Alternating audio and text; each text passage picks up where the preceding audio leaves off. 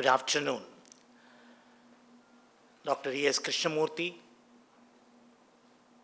my friends, invited guests here. It is a great pleasure for me to be here on this podium after a gap of few years.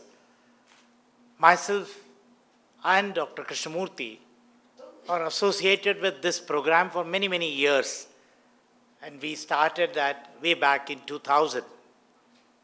And today, the TV Srinivasan's group has now jointly organizing this type of program at NIMHANS as well as in Chennai. So we are fortunate that NIMHANS is a part of the TVS Foundation's, the neurosciences group now. And that is why I am thankful for the TV Srinivasan and Venu Srinivasan and the family for giving us this opportunity. And I stand before you and bringing the greetings from my institute, the National Institute of Mental Health and Neurosciences, popularly known as NIMHANS. I am giving my own experience of nearly 3 decades. When I started in our own institute as a resident neurologist, I used to get many number of patients with a complaint which was similar to this. A 10-year-old boy developed staring expression, stiffened extremities, and loss of consciousness whenever he was given bathing. And this was the first description way back in 1945, came from New Zealand. But when I was a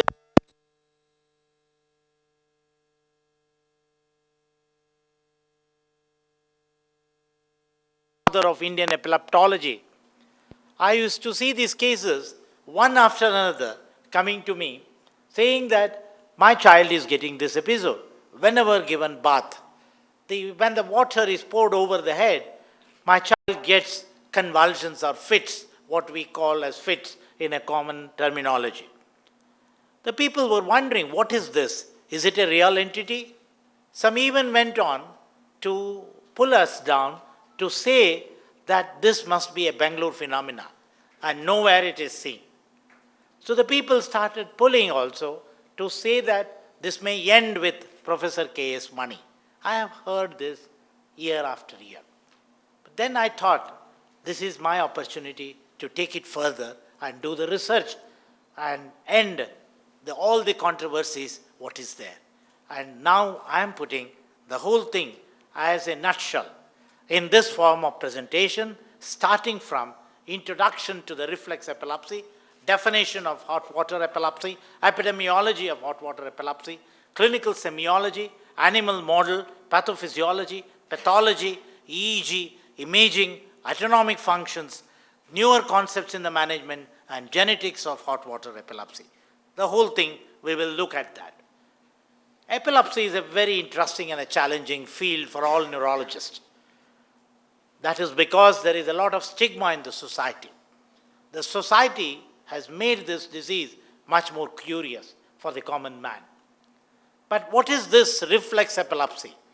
The reflex epilepsy is a very interesting variety wherein you can produce these epilepsies with certain factors. That is called epilepsy, characterized by seizure with a specific modes of precipitation. That means you can produce this. How can you produce? Somebody having a switching of the lights can get a seizure. Somebody, when you listen to the music at a particular wavelength, you get a seizure. Somebody, when they are laughing, they can get a seizure. When they are crying, they can get a seizure. When they do mathematics, you can get a seizure. You may be wondering, what am I talking? Am I talking with some sense, or am I talking something which is a fiction? No, it is not a fiction. It is a fact that there are seizures which are precipitated by certain factors. And those are called reflex epilepsies. An understanding of this reflex epilepsy gives an idea for understanding of epilepsy as a whole. Because if I understand how the reflex epilepsy arises, I can easily understand why the epilepsy arises. And that is the understanding. And that is why people have used this reflex epilepsy model to understand more about epilepsy as a whole. What is this hot water epilepsy, which is a curious one? Epilepsy precipitated by the stimulus of pouring hot water on the head during the bath is known as hot water epilepsy. I'm sure all of you take hot water bath. I do not know in Chennai whether you practice more hot water bath, but definitely in Bangalore, all of us take hot water bath, which is a very, very common one. We also call as water immersion epilepsy or bathing epilepsy also. And this was known from many parts of the country, world. It is not that it is only in India. It was seen in Australia by Kippert in 69, Canada in 78, Japan by Kurata in 79, UK, Moran, USA, Stensman, and Turkey of recent years. In recent years, there are a lot of papers coming out from Turkey and Japan. And we are seeing that because all these papers are referred to me for evaluation. So I get to know even before publication that this paper is coming out. But what is interesting is it is frequently reported from South India, and that too from Bangalore and Karnataka, which was started with Professor K.S. Mani, my teacher and philosopher and a mentor. And then Professor Velu Murugendran, I'm sure you all know, he is a very well-known neurologist in Chennai. He has also published a paper in 1985 from Chennai. And that is the interest between Chennai and Karnataka. So we have done now the recent studies even to consolidate our findings. And this was a recent study which has been done from Bangalore, from nearby Karnataka. And we have seen that these are the places where we are more commonly seen. Southern part of Karnataka state, these patients are coming to, and we call that as Mandya belt. And that is the area where we get large number of patients now. So we need to now look at this. So I first published a paper, Hot Water Epilepsy, a variant of reflex epilepsy in southern India. And this was published in one of the very highly rated epilepsy journal, Epilepsia. This was our first initial observation as a student. As a student, I started with this, and we looked at all our epilepsy cases in our institute and compared that with the hot water epilepsy. What we understood was 4.2% of the patients coming with epilepsy, complex partial seizure, and a generalized tonic-clonic seizure consists of this hot water epilepsy in our own setup. That means it is not uncommon. If you sit in our outpatient, any day I can show you at least 5 patients. 5 patients coming with hot water epilepsy can be seen any time. So that is the prevalence of this type of epilepsy. And what is this type of epilepsy? 2/3 of the patients come to us with complex partial epilepsy, which I will show you in a video. But 1/3 of the patient comes to you with a generalized tonic-clonic seizure, which all of you have seen on the roadside. A person falls down suddenly and gets a stiffness and also convulsive movement. And that is the type of epilepsy which occurs on a hot water bath in 1/3 of the patient. But what is interesting is about 10% of the patients are very, very interesting. And these patients, they pour water and water and water till they get the convulsion and fall down. Because they enjoy that. They get a pleasure, they get a kick out of taking this hot water bath. As they get more and more water, they get a convulsion and fall down.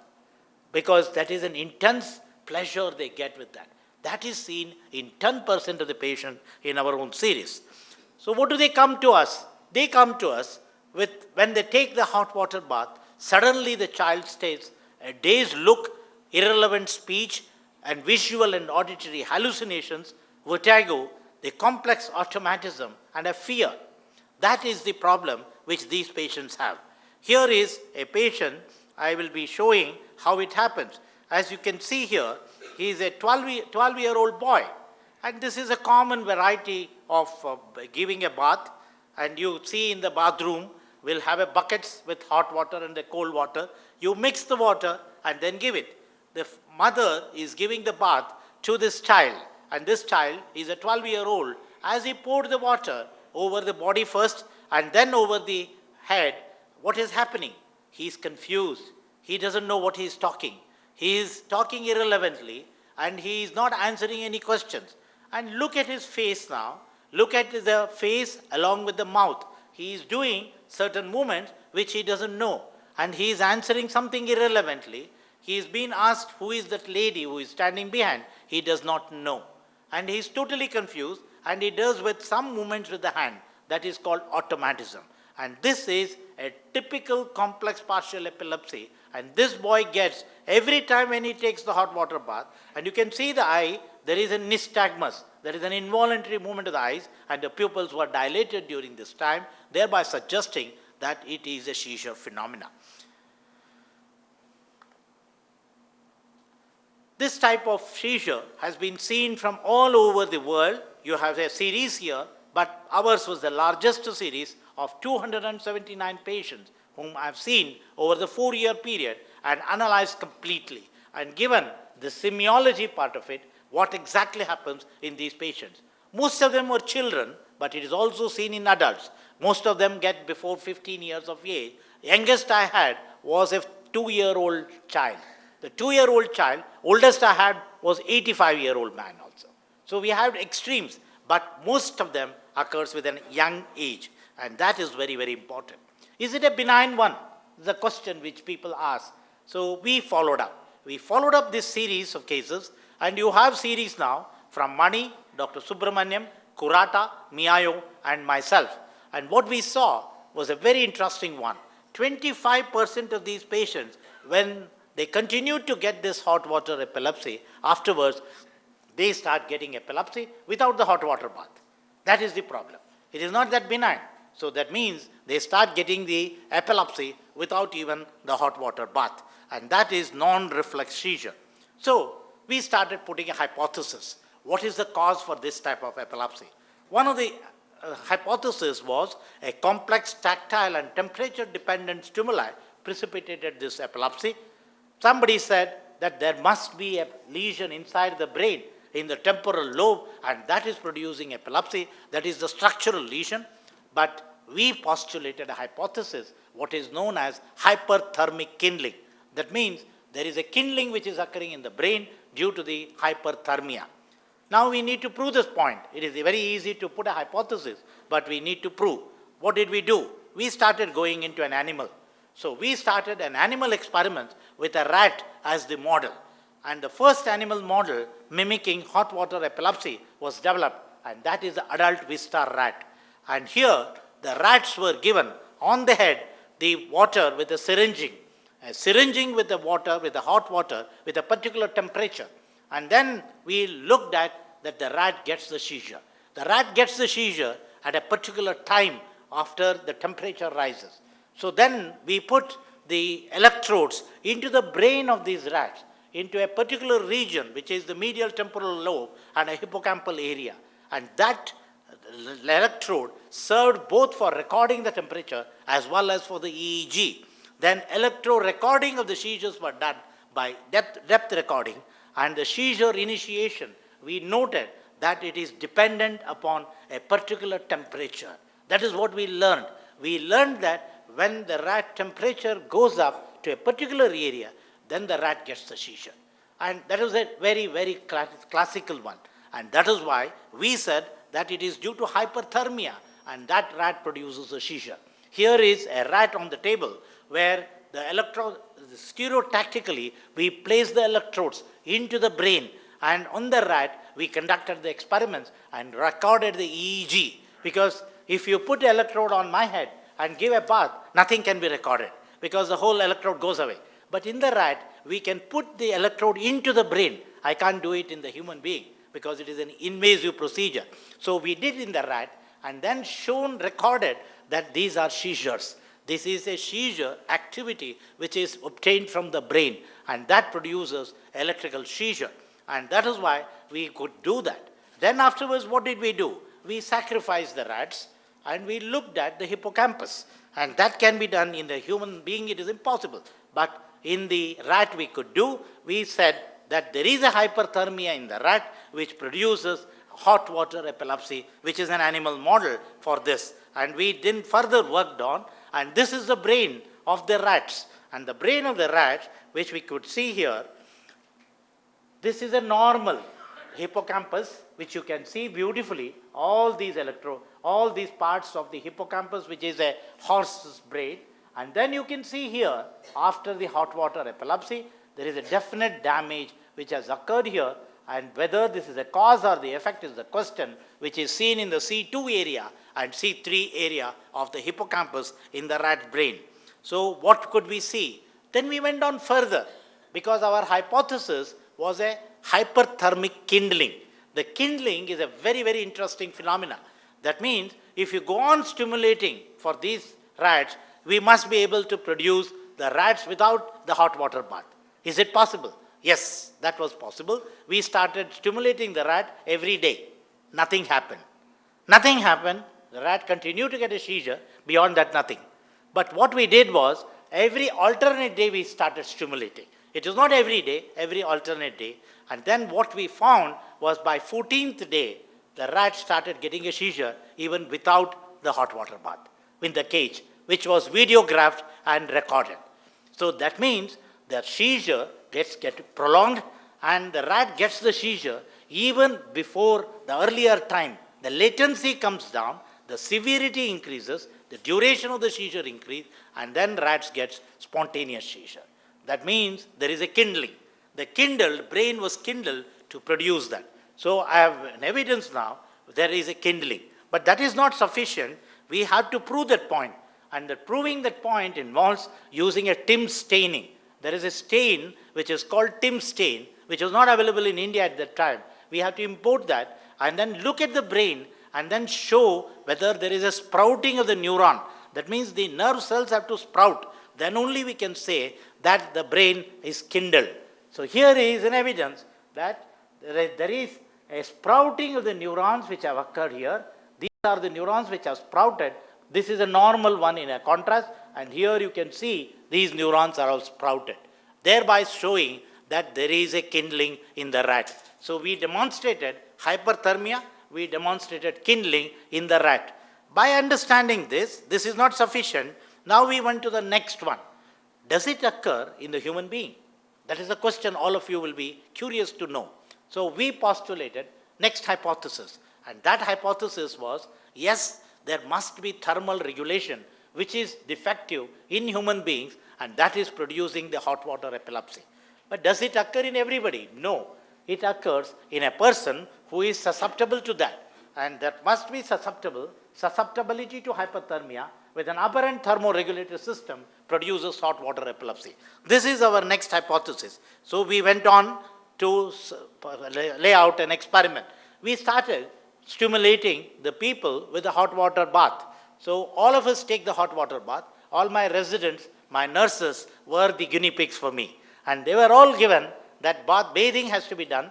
And we developed a thermistor. And a thermistor was putting into the pinna of the ear and record the temperature when they take hot water bath.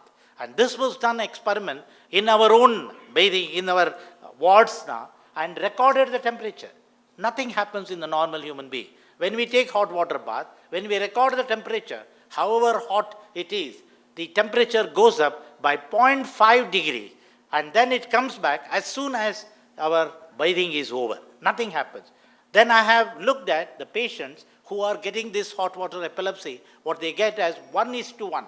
That means every time when they take hot water bath, they get this seizure. They are easy to get that. Such patients we grouped and then started giving the bath in our own lab. And this thermistor was recorded, and it is connected to an oscilloscope, and then recorded the temperature, what the temperature happens in these human beings. It was surprising. What we saw was very, very interesting. Here, these are the patients where the temperature shoots up. The temperature shoots up. What is important is the rapidity with which the temperature raises, produces a seizure. And at a particular temperature, these human beings start getting a seizure. And this was noticed very, very clearly. And repeatedly we did it, and then compared with a normal human being. And then it is all recorded, thereby showing that there is hyperthermia in these people which produces the seizure. That means what? Whether they have a febrile convulsions in the past. We looked at the history. 25% of our patients with hot water epilepsy had a history of febrile convulsion. And that was the history which we obtained. So we started now looking at this. with rise in the temperature, can we now do something about it? And this was the human experiments which we did. Aberrant thermoregulatory system in a susceptible individual which produces hyperthermic change. Possibly there is a kindling in the human beings also. The evidence is that they get non-reflex epilepsy as the time passes, which was not there. About 25% of them gets non-reflex epilepsy. So that means there is a kindling which is occurring, but nobody believes that there is kindling in the humans, so I cannot dare enough to say that there is kindling in the humans, but that is my own evidence here. But did we have any evidence for that? Yes, we did look at it. There are multiple factors which is responsible for hot water epilepsy. It is contact with the water, temperature of the water, the specific area of the stimulation, and repeated stimulation.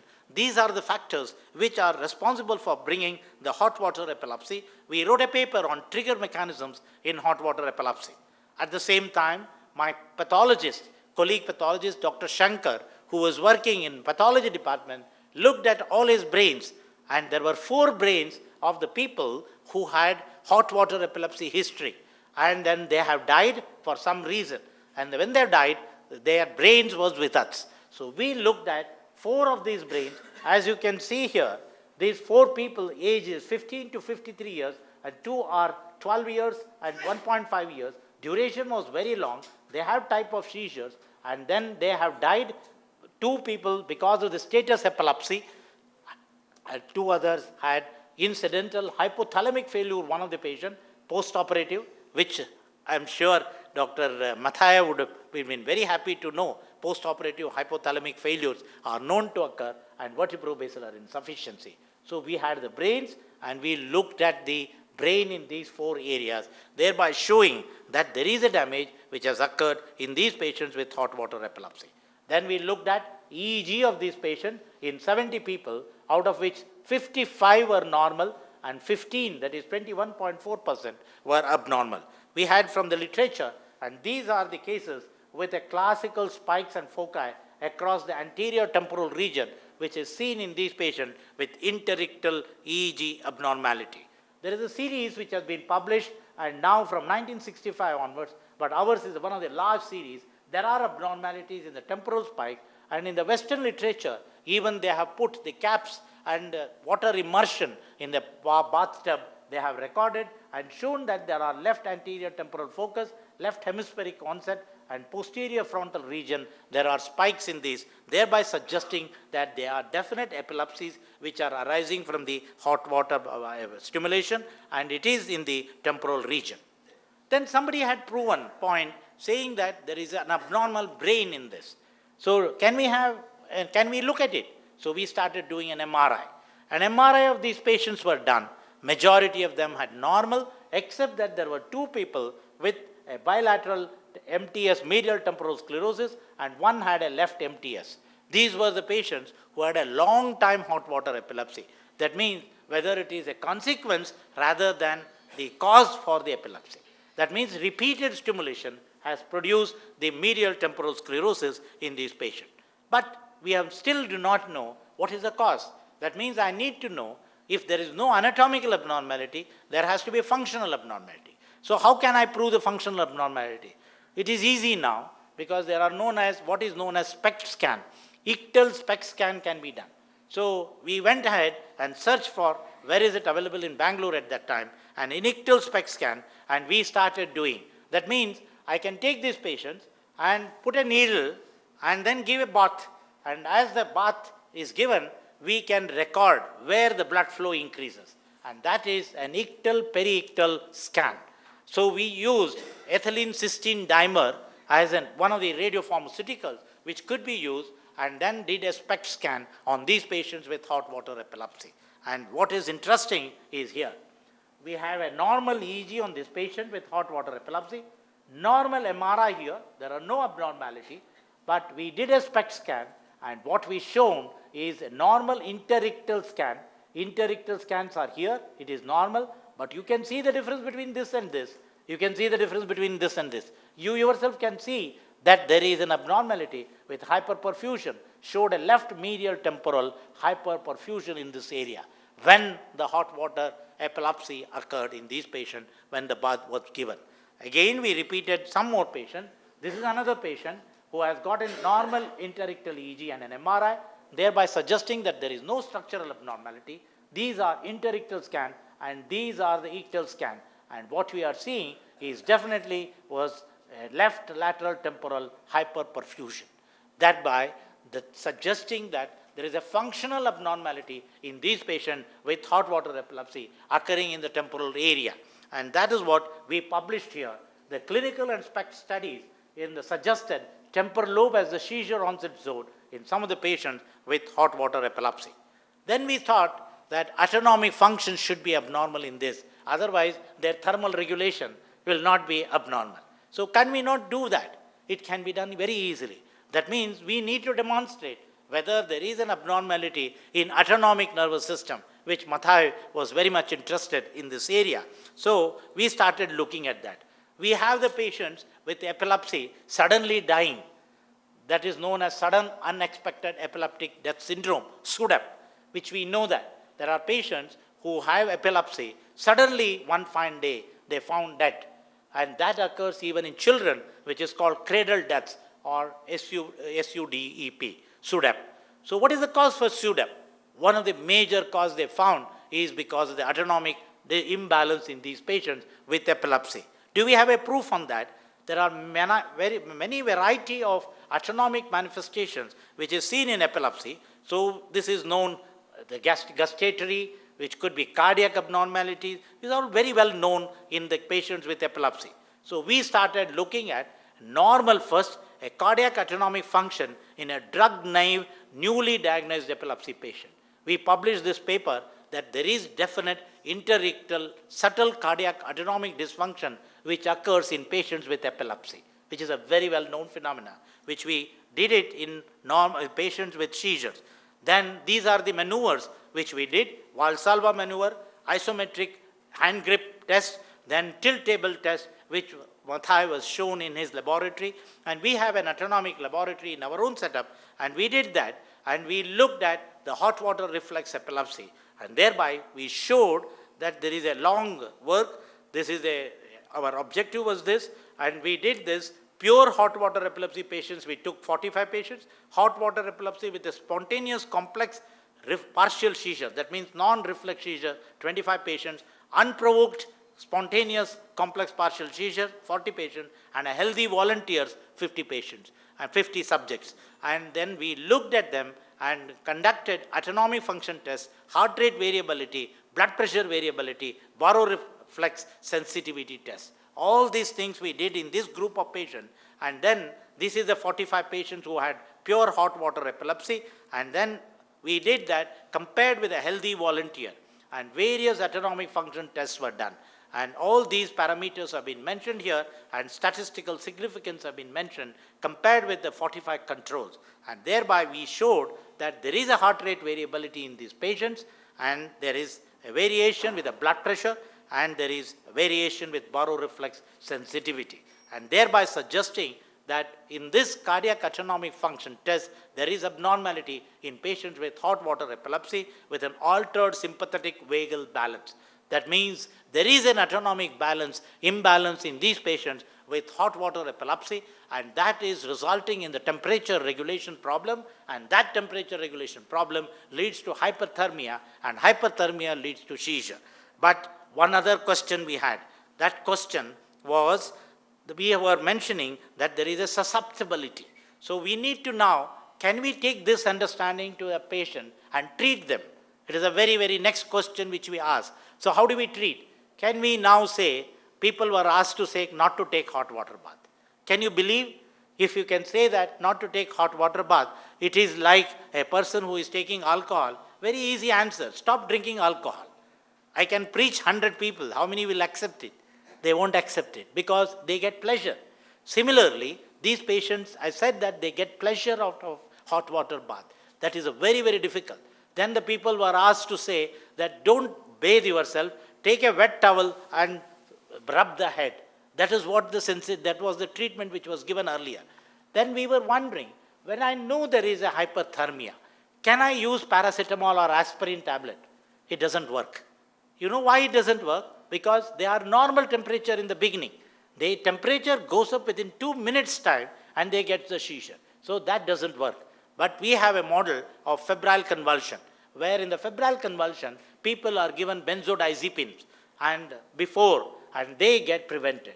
Taking that cue, we started working on using benzodiazepines, and now we have all established, various experiments have been done. We now ask these patients to take one clobazam tablet, that is 5 milligram for children and 10 milligram for adults, 1.5 hours before taking hot water bath on the head on that day. And if they take it, they don't get any seizure and they enjoy the bath. And they have come back testing me, stopping the drug, and they get a seizure. And that is my proof here.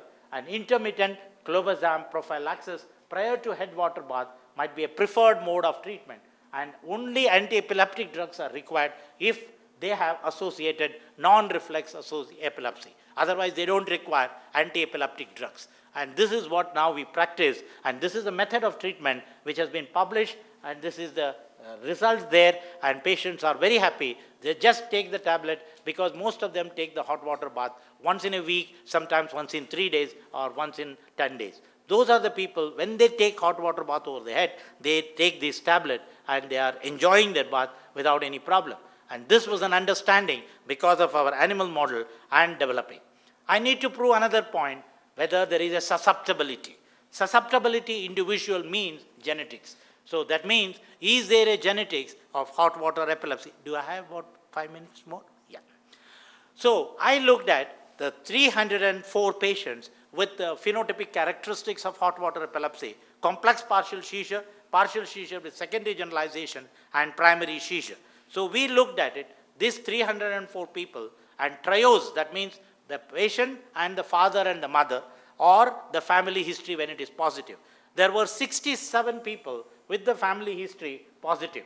Out of the 67, we had small family, that is 2 members affected, were 41. Medium family, there were 3 members affected, was 12. But interestingly, I had large family with 4+ people affected. But I was looking for these people where there is a strong family history of hot water epilepsy. So we started jumping at that. And this is the family where I looked at. I went to the village and collected all the family members' blood and also the pedigree chart.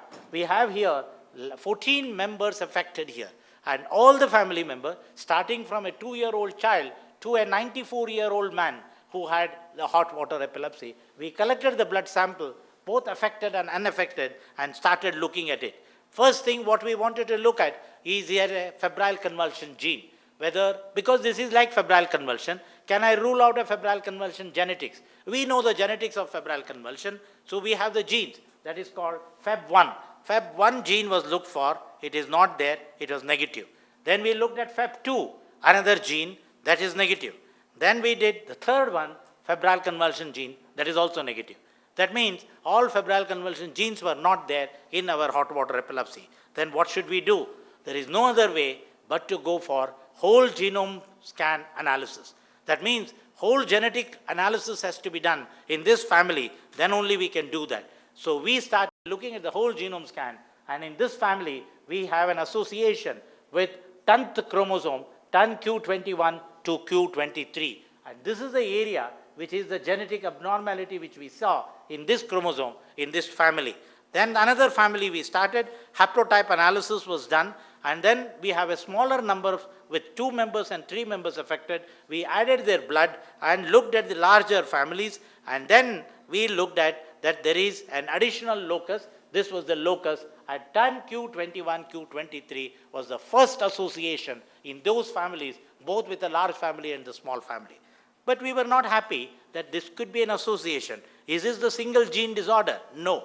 We started looking at, these are the genes which are available. There are potassium, large conductance, calcium activated channel, voltage dependent anion channel, solute carriers, and glutamate receptor channels are available in this area. So we started looking at it, and then we published that paper, and we next looked at another family, and this is a larger family with 7 members affected with hot water epilepsy. And in this family, we added few more families with the smaller families with 3 member, 4 member affected, and looked at the same 10th chromosome. The 10th chromosome was not available, and here there was another chromosome which is at the chromosome 4. And in the chromosome 4, at this area, various genes were there, and this is the area which was abnormal. And my pathologist, my genetist, looked at this gene in carefully, and what we see here, there is a gene for partial epilepsy, there is a gene for familial medial temporal lobe epilepsy, and we have a gene in this area which is a hot water epilepsy gene. That means it is an epilepsy gene in that chromosome which is responsible for the hot water epilepsy. But we started looking at, can we have what is that gene? Is it possible to get the gene out? This is an association now. We started looking at the various families. This has been published now. And this is a family which is a larger family with a smaller families added together. And we looked at this gene. And there is another chromosome which is the 9p 24.3 to 23. This is the area which was abnormal, and this is a hot water epilepsy area in that particular chromosome. We have epilepsy familial temporal lobe, epilepsy idiopathic generalized susceptibility in this part of the gene, and epileptic encephalopathy early infantile in this part of the gene. So this is the whole chromosome, which is a large one, and this area is responsible for hot water epilepsy. This region harbors about 60 genes, out of which 24 are expressed in the brain. So we started looking at it, and then we were lucky, and this is the gene which we could identify now. And this is the first time in India we are able to isolate the gene, and this new variant was not found in 540 control chromosomes from the normal individuals, and the gene is a transporter of glutamate at the pre and the postsynaptic neuronal terminal, and this is the gene. And this is a gene which we could identify, and it is a missense variation, and we have published in this family. And these genes are called SLCA1 or EAAT3 gene. And there are 3 types of genes which are available, and this is present in the neuronal somata dendrites but not enriched in the spine. And this is the gene which is responsible for hot water epilepsy. That means we have now a gene which has been responsible for hot water epilepsy, and this is a glutamate transporter receptor gene abnormality. So in summary, hot water epilepsy is frequently reported from South India, though had a worldwide occurrence. An animal model mimicking hot water epilepsy has been developed and demonstrated that these are hyperthermic seizure with kindling. It is a type of hyperthermic seizure in humans with a possible aberrant thermoregulation in genetically susceptible individual. Functional imaging has been done, demonstrated ictal abnormality in the medial temporal structure. Cardiac autonomic function tests demonstrated abnormality in sympathetic vagal tone, and then they can be managed using a prophylactic benzodiazepine just before having a hot water bath akin to febrile convulsions. Only those with a non-reflex seizure require AED therapy. I started my lecture saying that some people doubted whether such an entity exists or this is a functional phenomena. I proved the point, and at the end in 2004, the classification of hot water epilepsy has been included in the International Classification of Epilepsy now, and this is ILAE proposed classification which is included, and now this is there as a stamp of that the reason hot water epilepsy is a reflex epilepsy. And in the genetics, 12 to 27% of hot water epilepsy patient has a positive family history, and hyperthermic seizure first ruled out association with febrile convulsion genes. Whole genome scanning of the hot water epilepsy patient in large family yielded multiple association with 10q, 4q, and 9p chromosomes, thereby confirming that hot water epilepsy is a polygenic complex epileptic disorder. And exome sequencing yielded a gene which is known as SLC1A1, a gene, a glutamate transporter gene, which is responsible for this. So we still propose to do some more work, that is a receptor physiology, channelopathies, and I'm now got a PET MRI scan in our institute for the first time in the country, and we plan to use this and to look at PET MRI in these patients, seeing the abnormality, because we can directly see the radiopharmaceutical tagging on and then look which region is abnormal, and genetic epidemiology to look at which area, why they are more common in certain areas of the country. And this I owe it to my teacher, Professor K.S. Mani, who described the hot water epilepsy much earlier, and I only picked it up from him and started working on to find the answers, because it was considered as a doubtful entity.